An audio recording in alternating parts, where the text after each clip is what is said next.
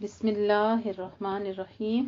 الحمدللہ جی، ہم پڑھ رہے ہیں پارہ 24 فمن ازلم، اور اس میں اب ہم اپنے تیسرے پارٹ کا آغاز کرنے لگے ہیں، جس میں ہم انشاءاللہ تعالیٰ تیسرا اور چوتھا سیشن اکٹھا کریں گے، یعنی پارہ ہمارا ثلث کے قریب ہے۔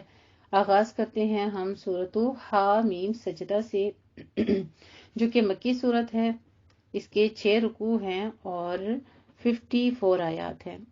سورۃ حامیم سجدہ یا فصلت بھی کہتے ہیں اس کو۔ فصلت کا معنی ہے مفصل بیان کی گئی۔ آیت نمبر 1 سے 4 میں کفار کہتے تھے کہ محمد صلی اللہ علیہ وسلم قرآن خود تصنیف کر لیتے ہیں۔ فرمایا کہ یہ کلام تو اللہ کی طرف سے نازل کیا گیا ہے، جو اپنے بندوں پر بہت مہربانی فرما دی رب نے۔ تو یہاں پہ ان باتوں کی تصدیق ہوگی، اور پھر انشاءاللہ تعالیٰ اللہ رب العزت نے مومنوں کے لیے بشارت بھی دی ہے اور خبردار بھی کیا ان کو جو کہ نافرمان تھے۔ انشاءاللہ تعالیٰ اس میں ان کا تمام تفصیلی طور پر تذکرہ بھی آتا ہے۔ سورہ حامیم السجدہ کا دوسرا نام فصلت ہے۔ دراصل السجدہ کے نام سے قرآن مجید میں 2 صورتیں ہیں، اور دونوں ہی حروف مقطعات سے شروع ہوتی ہیں۔ تو سورۃ الاحزاب سے متصلاً قبل کی سورۃ السجدہ الف لام میم سے شروع ہوتی ہے۔ اس نسبت سے اس کا پورا نام الف لام میم السجدہ ہے، لیکن چونکہ عام طور پر وہ صرف السجدہ کے نام سے معروف ہے، اس لیے ان دونوں میں فرق واضح کرنے کے لیے زیر مطالعہ سورت کو حامیم السجدہ کہا جاتا ہے۔ سورہ حامیم السجدہ کا مرکزی مضمون دعوت توحید ہے۔ تو سوال یہ ہے کہ ایک توحید پرست شخص اگر ایسے معاشرے میں رہنے پر مجبور ہے جہاں باطل کا غلبہ ہے اور ملک کے مجموعی طور پر کفر کا نظام قائم ہے، تو ایسی صورت میں وہ کیا کرے؟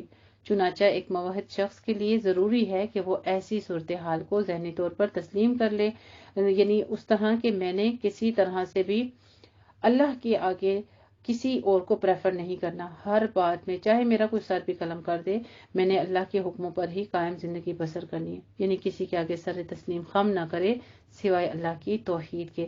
وہاں رہتے ہوئے وہ احتجاج کی کیفیت میں زندگی بسر کرے، ہر وقت اس باطل نظام کو بدلنے اور اللہ کے دین غالب کو اس کی فکر کرنے میں وہ لگا رہے، عملی طور پر اس کے لیے ہر ممکن جدوجہد کرتا رہے، یعنی وہ جس حد تک ممکن ہو سکتا ہے اپنی تمام تر صلاحیتوں سے، اپنے وقت سے، اپنے وسائل سے اس نظام کو اکھاڑنے کی کوشش کرتا رہے اور اللہ کے دین کو غالب کرنے کی کوششیں کرتا رہے۔ اگر وہ ایسا کرے گا تو یہ اس کی جدوجہد اور کوشش گویا کہ باطل نظام کے تحت زندگی بسر کرنے کے گناہ کا کفارہ بن جائے گی۔ یہاں پر یہ نقطہ جو ہے بھی مد نظر رکھنا چاہیے کہ زیر مطالعہ صورتوں کا مرکزی مضمون توحید عملی ہے، اور دعوت کا یہ مضمون بھی اسی طرح اس مضمون کا تسلسل چلا آ رہا ہے، جو کہ ہم آغاز کرنے لگے ہیں سورہ حامیم کا۔ سورۃ حامیم السجدہ، اس کے 6 رکوع 54 آیات ہیں۔ اعوذ باللہ من الشیطان الرجیم، بسم اللہ الرحمن الرحیم۔ حامیم، تنزیل من الرحمن الرحیم، کتاب فصلت آیاتہ قرآنا عربیا لقوم یعلمون، بشیرا ونذیرا، فأعرض أكثرهم فهم لا يسمعون۔ الحمدللہ، میں پناہ میں آتی ہوں اللہ تعالیٰ کی شیطان مردود کی شرارتوں سے بچنے کے لیے۔ اللہ تعالیٰ کے نام کی برکات کے ساتھ میں شروع کرتی ہوں، جو بڑا مہربان، جو نہایت رحم فرمانے والا ہے۔ حامیم، حروف مقطعات ہیں یہ۔ تنزیل من الرحمن الرحیم، اب ڈائریکٹ اللہ سبحانہ وتعالیٰ خطاب کر رہے ہیں اس کتاب کے بارے میں۔ اس کتاب کا اتارا جانا ہے اس ہستی کی طرف سے جو بے حد مہربان، نہایت رحم فرمانے والا ہے۔ کیا اتنی بڑی واضح دلیل کے بعد، اتنی بڑی آیت کے بعد کوئی شخص یہ کہہ سکتا ہے کہ یہ حضور صلی اللہ علیہ وسلم کی اپنی گھڑی ہوئی باتیں تھیں؟ کیونکہ اس کے بارے میں فرمایا کہ یہ ایسی کتاب ہے جس کی آیات خوب کھول کھول کر بیان کر دی گئی ہیں قرآن عربی کی صورت میں، ان لوگوں کے لیے جو علم رکھتے ہوں یا علم رکھنا چاہیں۔ بشارت دینے والی اور آگاہ کر دینے والی۔ تو ان کی اکثریت نے اعراض کیا اور وہ سنتے ہی نہیں، اور وہ کہتے ہیں کہ ہمارے دل پردوں میں ہیں اس چیز سے جس کی طرف آپ ہمیں بلا رہے ہیں، اور ہمارے کانوں میں بوجھ ہے، اور ہمارے اور آپ کے درمیان تو ایک پردہ حائل ہے۔ تو آپ اپنا کام کریں، ہم اپنا کام کر رہے ہیں۔ آپ صلی اللہ علیہ وسلم کہہ دیجئے کہ میں تو بس ایک انسان ہی ہوں، تمہاری طرح کا، میری طرف وحی کی جا رہی ہے کہ تمہارا معبود ایک ہی معبود ہے، تو اسی کی طرف سیدھا رکھو اپنے رخ کو اور اس سے استغفار کرو۔ یہاں پہ پھر کس چیز کا حکم ہے؟ وَاسْتَغْفِرُوهُ، اللہ سے استغفار کرو۔ اور بڑی تباہی اور ہلاکت ہوگی مشرکین کے لیے، ان کو انجام یہاں پہ پتہ نہیں چلتا۔ آپ دیکھیے جتنے لوگ شرک کرتے ہیں کیا ہے ان کا انجام، صاف لفظوں میں لکھا ہوا ہے کہ ان کے لیے کیا ہے؟ تباہی ہے، بڑی تباہی ہے، ہلاکت ہے۔ وہ لوگ جو خود کو پاک کرنے کی کوشش نہیں کرتے اور وہ آخرت کے منکر ہیں۔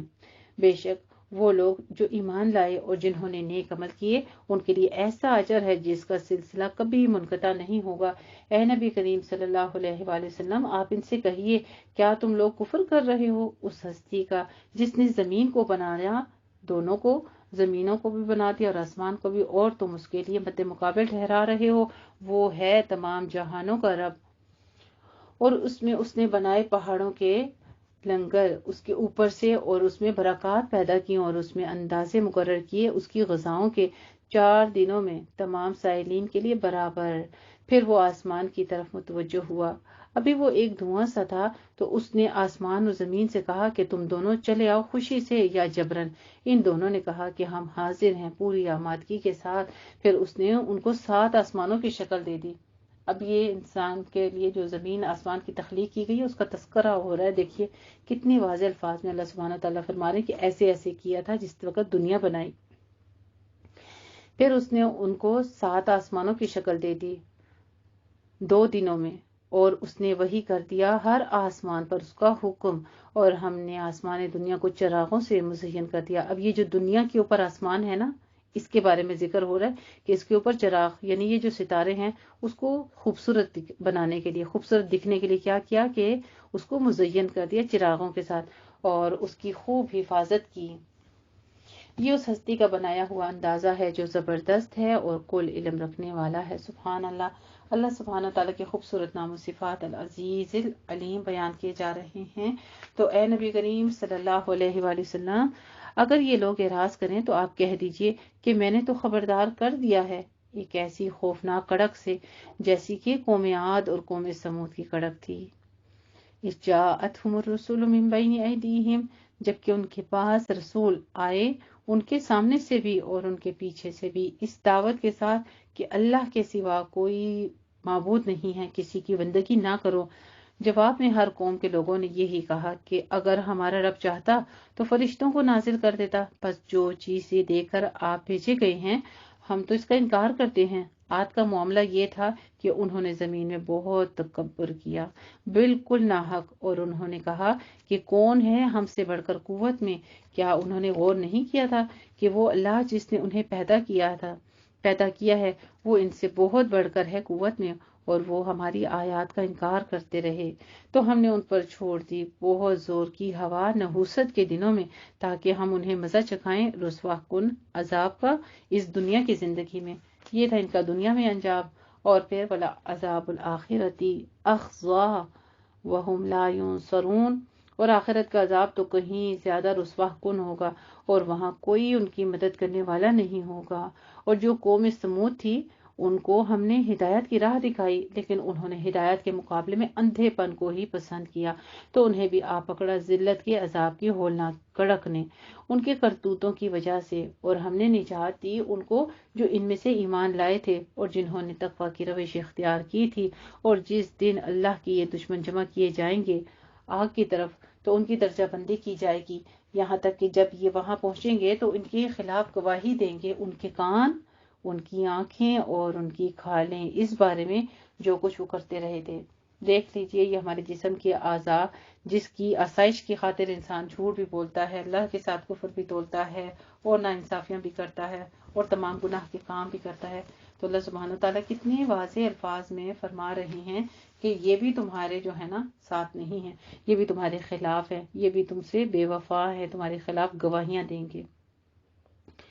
ایون کہ ہمارا چمڑا بھی جو ہے کھالیں بھی لجلودہم، یہ تو جلود کا بھی ذکر آ رہا ہے، ہم نے تو کانوں اور آنکھوں کا تو بے انتہا بار پڑا، یہاں پہ جلود کا بھی ذکر یعنی کھالوں کا بھی ذکر ہو رہا ہے، اور وہ کہیں گے اپنی کھالوں سے کہ تم نے کیوں ہمارے خلاف گواہی دی؟ وہ کہیں گی کہ ہمیں بھی اس اللہ نے بولنے کی صلاحیت عطا کر دی ہے جس نے ہر شے کو قوت گویائی عطا کی ہے، اور اس نے تمہیں پیدا کیا پہلی مرتبہ، اور اسی کی طرف تم لوٹا دیے جاؤ گے، اور تم اس خیال سے پردہ داری نہیں کرتے تھے کہ تمہارے خلاف گواہی دیں گے تمہارے اپنے کان، تمہاری اپنی آنکھیں اور تمہاری اپنی کھالیں۔ استغفر اللہ العظیم۔ بلکہ تمہیں تو یہ گمان ہو گیا تھا کہ بہت سی باتیں تو اللہ کے علم میں ہی ہیں جو تم کر رہے ہو، اور تمہارا یہی وہ گمان ہے جو تم نے اپنے رب کے بارے میں کیا تھا جس نے تمہیں غارت کیا، تو آج تم ہو گئے خسارہ پانے والوں میں۔ تو اب اگر یہ لوگ صبر کریں یا نہ کریں، بس ان کا ٹھکانہ آگ ہی ہے، اور اگر وہ معافی مانگیں تو اب انہیں معاف نہیں کیا جائے گا۔ یعنی پھر وہی بات آگے کہ آخری وقت کا ایمان لانا قبول نہیں ہوگا، اور ہم نے ان کے لیے ایسے ساتھی مقرر کر دیے ہیں جنہوں نے ان کو مزین کر کے دکھلائی ہیں ہر وہ چیز جو ان کے سامنے تھی اور جو ان کے پیچھے تھی، اور ان پر سچ ثابت ہوئی اللہ کے عذاب کی بات، اور وہ شامل ہو گئے ان امتوں میں جو ان سے پہلے گزر چکی ہیں، جنوں اور انسانوں کی۔ یقیناً وہ خسارہ پانے والے لوگ تھے۔ اور کہا ان لوگوں نے جنہوں نے کفر کیا کہ مت سنو اس قرآن کو اور اس کی تلاوت کے دوران میں شور مچایا کرو تاکہ تم غالب ہو رہو۔ استغفر اللہ العظیم۔ آج بھی جب ہم قرآن پڑھتے ہیں تو اسی طرح کچھ نہ کچھ ماحول ہمارے ارد گرد کریٹ کر دیا جاتا ہے کہ شور مچایا جاتا ہے، گانے لگا دیے جاتے ہیں، یعنی کسی غرض سے قرآن نہ سنا جائے اور تم ہی غالب رہو۔ تو ہم لازماً مزہ چکھائیں گے ان کافروں کو بہت سخت عذاب کا، اور ہم انہیں سزا دیں گے ان کے بدترین اعمال کے حساب سے۔ یہ ہے بدلہ اللہ کے دشمنوں کا، یعنی آگ۔ ان کے لیے اسی میں ہمیشگی کا ٹھکانہ ہوگا۔ یہ بدلہ ہوگا اس کا کہ وہ ہماری آیات کا انکار کرتے رہے تھے، اور جو کافر ہیں وہ کہیں گے کہ اے ہمارے پروردگار، ذرا ہمیں دکھا دے جنوں اور انسانوں میں سے وہ لوگ جنہوں نے ہمیں گمراہ کیا تھا، پھر انہیں اپنے قدموں کے نیچے روندیں تاکہ وہ ہو جائیں سب سے نیچے رہنے والے۔ بے شک وہ لوگ جنہوں نے کہا ہمارا رب ہے، پھر وہ اس پر ثابت قدم رہے، ان پر فرشتوں کا نزول ہوتا ہے کہ آپ لوگ ڈرو نہیں اور نہ غمگین ہو، اور خوشیاں مناؤ اس جنت کی جس کا تم سے وعدہ کیا جاتا ہے۔ سبحان اللہ۔ یہ ہے مومنوں کی بشارت جو دنیا میں بھی دے دی گئی ہے، اور پھر ان کے مرنے کے اوقات میں بھی اسی طرح بشارت دے دی گئی کہ ان کو ایسا ہی وعدہ ہے، اور پھر آخرت میں بھی ان کے لیے اسی طرح کی تبشیر بیان کر دی گئی ہیں۔ ہم ہیں تمہارے رفیق دنیاوی زندگی میں بھی اور آخرت میں بھی، اور تمہارے لیے اس جنت میں وہ سب کچھ ہوگا جو تمہارے جی چاہیں گے، اور تمہارے لیے اس میں وہ سب کچھ بھی ہوگا جو تم مانگو گے، یعنی بن مانگے بھی ملے گا اور مانگ کر بھی ملے گا۔ نزلا من غفور الرحیم۔ کس کی طرف سے ہوگا یہ مہمانی؟ کس کی طرف سے ہوگی؟ یہ ابتدائی مہمان نوازی ہوگی اس ہستی کی طرف سے جو غفور الرحیم ہے، یعنی اللہ سبحانہ تعالیٰ کے خوبصورت نام و صفات غفور الرحیم بیان کی گئی ہیں، یعنی گناہ تو ہو گئے لیکن مغفرت کے دروازے تو کھلے ہیں، استغفار کر لو، توبہ کر لو۔ پھر یہاں پہ مہمانی کا بھی ذکر ہو گیا، اور اس شخص سے بہتر بات اور کس کی ہوگی جو بلائے اللہ کی طرف اور وہ نیک عمل کرے اور کہے کہ میں مسلمانوں میں سے ہوں۔ سبحان اللہ۔ یہ ہے احسن قولا، سب سے خوبصورت بات انسان کی زندگی میں، اس کی گفتگو میں، اس کی ہر میٹنگ میں، اس کی ہر ایک مقام پر، اس کے ہر ایک درجے پر جا کر سب سے بہترین بات کیا ہے؟ آپ کسی محفل میں ہیں، کسی کے گھر میں گئے ہیں، مہمان بن کر گئے ہیں، یا کسی بھی جگہ پر آپ کی گفتگو ہو تو کیا ہونی چاہیے؟ سب سے احسن قولا جسے ہے دعا اللہ، اللہ کے دین کی دعوت دینی ہے۔ سب سے بہترین بات اللہ جو کہہ رہے ہیں، تو پھر ہم نے کوشش یہ کرنی ہے جہاں کہیں ہماری جس کسی سے ملاقات ہو، اپنے گھروں میں اپنے بچوں کے ساتھ، اہل و عیال کے ساتھ، ہم نے کیا کرنی ہے؟ اللہ کی بات کرنی ہے، کیونکہ اللہ سبحانہ تعالیٰ سب سے اچھی بات اللہ کی بات کو کہہ رہے ہیں۔ اور کس کی ہوگی؟ جو بلائے اللہ کے دین کی طرف اور نیک عمل بھی کرے اور کہے کہ میں مسلمان ہوں۔ اور دیکھو اچھائی اور برائی برابر نہیں ہوتے، تم مدافعت کرو بہترین طریقے سے تو تم دیکھو گے کہ وہی شخص جس کے اور تمہارے درمیان دشمنی ہے وہ گویا گرم جوش دوست بن جائے گا، اور یہ مقام نہیں حاصل ہو سکتا مگر انہی لوگوں کو جو بہت صبر کرتے ہوں۔ پھر صبر کی بات ہے، زندگی کا بہترین انداز بھی ہے زندگی کا سب سے بڑا کام بھی یہی ہے، زندگی کے سب سے بڑی مشقت بھی یہی ہے، اور پھر حاصل بھی ساتھ لکھا ہوا ہے۔ الحمدللہ جو صبر کرتے ہیں ان کا اجر بھی لکھ دیا گیا ہے کہ ان کے لیے پھر وہی دشمن جو ہیں وہ بہترین دوست بن جائیں گے، اور یہ نہیں دیا جاتا، یعنی صبر عام لوگوں کو نہیں دیا جاتا مگر انہی کو جو بڑے نصیب والے ہوتے ہیں۔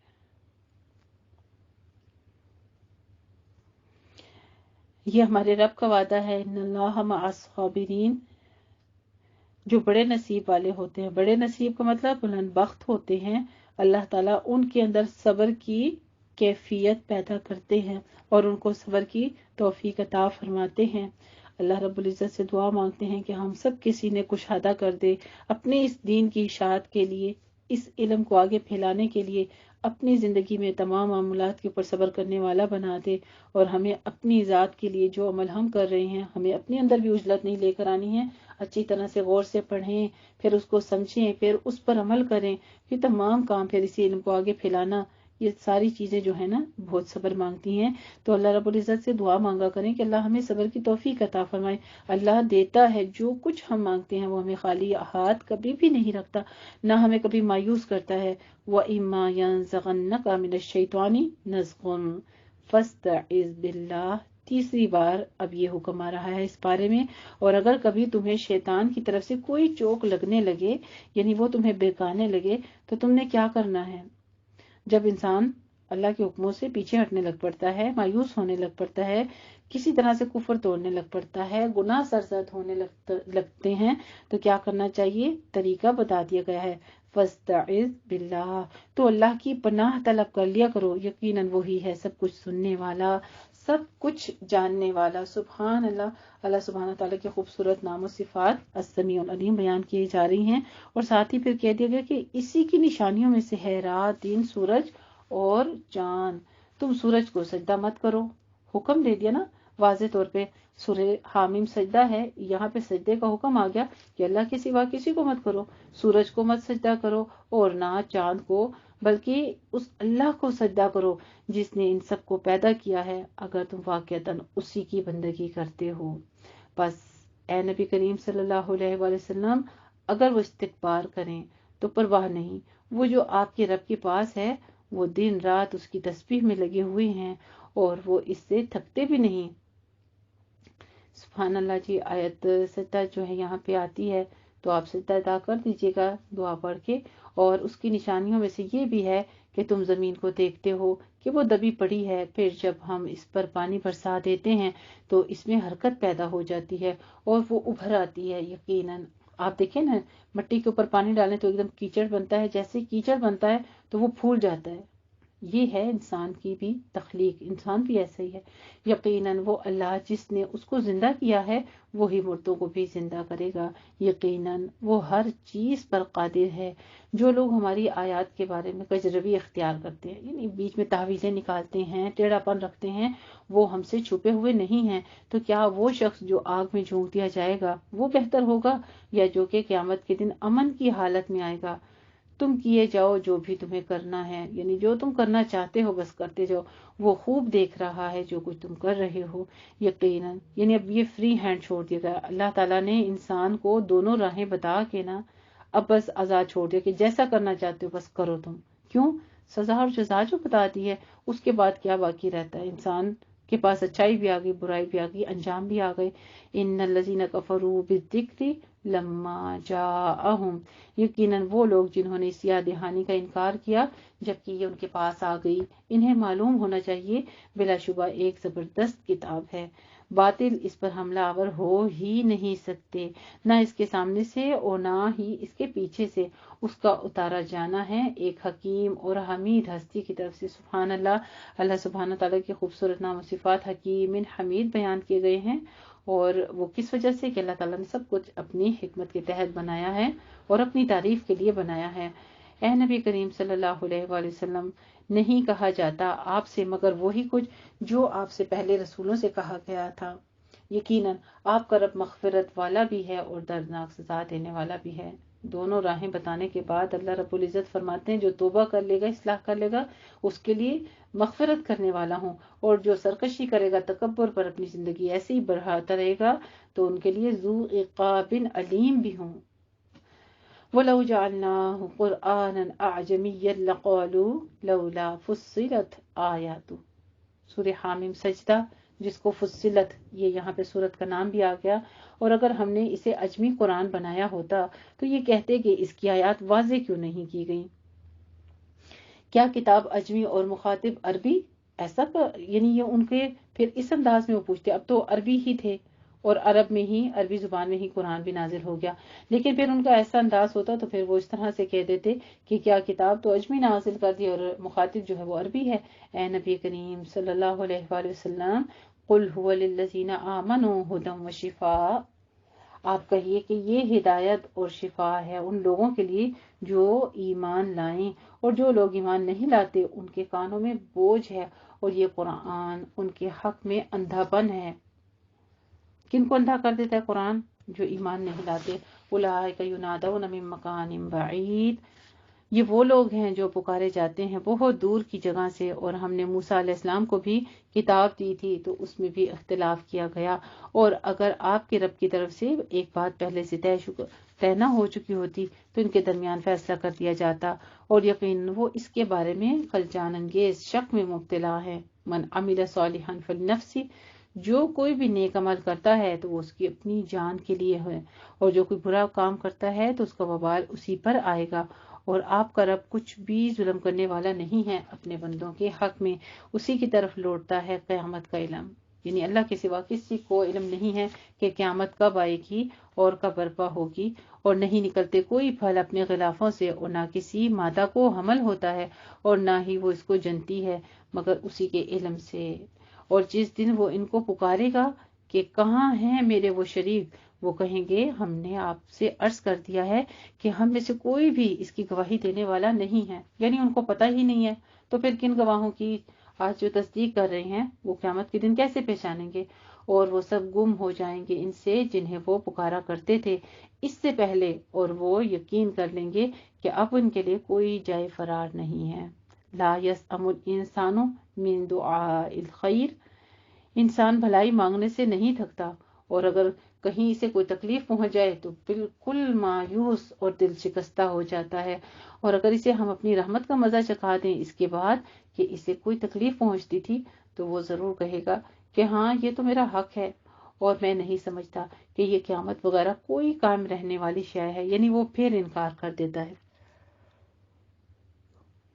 اور اگر مجھے لوٹا ہی دیا گیا میرے رب کی طرف، یقیناً میرے لیے اس کے پاس بہتری ہی ہوگی، یعنی اس پر بھی گمان، یہ پہلے بھی ہم پڑھ چکے ہیں کہ ایسا گمان جو ہے وہ کافر کرتا ہے کہ دنیا میں بھی آسائشیں ہیں میرے پاس تو قیامت کے دن بھی میرے پاس بہتر ہی زندگی ہوگی۔ فَلَنُنَبِّئَنَّ الَّذِينَ كَفَرُوا بِمَا عَمِلُوا، تب ہم پوری طرح سے جتلا دیں گے ان کافروں کو جو کچھ بھی اعمال انہوں نے کیے ہوں گے، اور انہیں ہم لازماً مزہ چکھائیں گے بہت ہی گاڑے عذاب کا۔ استغفر اللہ العظیم، اب یہ گاڑا عذاب جو ہے، بڑا عذاب جس کو کہا جا رہا ہے، یہ کیا چیز ہوگی؟ اس کے بارے میں ذرا سوچیں، اور پھر خود بخود ہی تکبر سے اور ان باتوں سے باہر نکل آئیے۔ اور جب ہم انسان پر اپنی نعمتوں کی بارش کر دیتے ہیں تو وہ رخ پھیر لیتا ہے اور اپنا پہلو بدل لیتا ہے، اور جب اسے کوئی تکلیف پہنچتی ہے تو بڑی لمبی لمبی دعائیں کرنے لگتا ہے۔ قل ارأیتم ان کان من عند اللہ، اے نبی کریم صلی اللہ علیہ وآلہ وسلم ان سے کہیے کیا تم نے غور کیا کہ اگر یہ قرآن واقعی اللہ ہی کی طرف سے ہو پھر تم نے اس کا کفر کیا تو کون ہوگا اس سے بڑھ کر بھٹکا ہوا جو دور کی مخالفت میں پڑا ہو؟ سنریہم آیاتنا فی الآفاق فی انفسہم وفی انفسہم، ان قریب ہم انہیں دکھائیں گے اپنی نشانیاں آفاق میں بھی اور ان کی اپنی جانوں کے اندر بھی، یہاں تک کہ ان پر واضح ہو جائے گی کیا کہ یہ قرآن حق ہے۔ کیا یہ بات کافی نہیں ہے کہ آپ کا رب ہر چیز پر گواہ ہے، یعنی اللہ بھی گواہی دیتا ہے۔ سبحان اللہ، اللہ تعالیٰ ہر چیز پر گواہ ہے۔ الا انہم فی مریۃ من لقاء ربہم الا انہ بکل شیء محیط، آگاہ ہو جاؤ، خبردار سنو، یہ لوگ اپنے رب کے ساتھ मुलाकात से मुतालिक शक में पड़े हुए हैं। आगाह हो जाओ, बेशक वो हर चीज का इहाता किए हुए है। सख्ती का वक्त गुजर जाने के बाद हालात बेहतर हो जाने पर जब इंसान फख्र करता है ना, तो ये अपनी तदबीरें करने लग पड़ता है। यहीं से उसका कुफर आगाज हो जाता है। फिर वक्त गुजरने के साथ साथ इनकी अपनी जानों और ज़मीन आसमान के अंदर अल्लाह ताला की निशानियों से जो मुबरहन अंदाज में उन लोगों की सामने आती चली जाएंगी। इस आयत में दरअसल मालूमात की इस एक्सप्लोजन की तरफ इशारा किया जा रहा है, जो साइंसी तरक्की के बायस आज के दौर में मुमकिन है। तो उस दिन की सख्तियों से डर जाइए। आज अमल का वक्त है। आज अमल की तौफीक दी है रब ने, तो इसके बाद ये तौफीक मिले ना मिले, हर दिन हर आन जो है अल्लाह रब्बुल इज़्ज़त का खास इनाम है। परवरदिगार का हमारे ऊपर बहुत बड़ी फजल रहमत है। अगर वो इंसान को मोहलत देता है और इंसान से उसके मुताबिक काम लेता है, तो ये रब की खास हिकमतें हैं। ये रब का बहुत बड़ा फजल है। वो जिसे चाहता है अता करता है और जिससे चाहता है अमल की तौफीक भी छीन लेता है। पर हमने इस बारे में बारहा बार पढ़ा है कि अल्लाह ताला किसको तौफीक देता है, जो उससे इनाबत का शौक रखते हैं, उससे रुजू करते हैं, जैसे कि पिछले तमाम अंबिया की सुन्नत रही है और इसी के मुताबिक हमने भी जिंदगी बसर करनी है। अल्हम्दुलिल्लाह जी, यहाँ पे हमारा पारा जो है वो तकमील होता है। सूरह हामीम सजदा आयत नंबर हमारी जो है 54 तक मैंने तकमील करवा दी है सूरह हामीम सजदा, और आयत नंबर 46 पर हमारा पारा जो है वो तकमील होता है।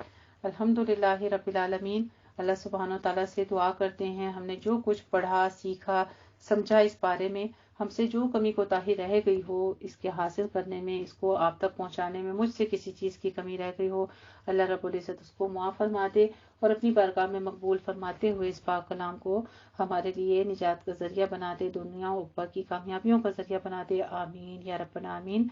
व आखिरु दअवाना अनिल हम्दुलिल्लाहि रब्बिल आलमीन। जज़ाकुमुल्लाहु अहसन जज़ा व आखिरु दअवाना अनिल हम्दुलिल्लाहि रब्बिल आलमीन। अस्सलामु अलैकुम व रहमतुल्लाहि व बरकातहू।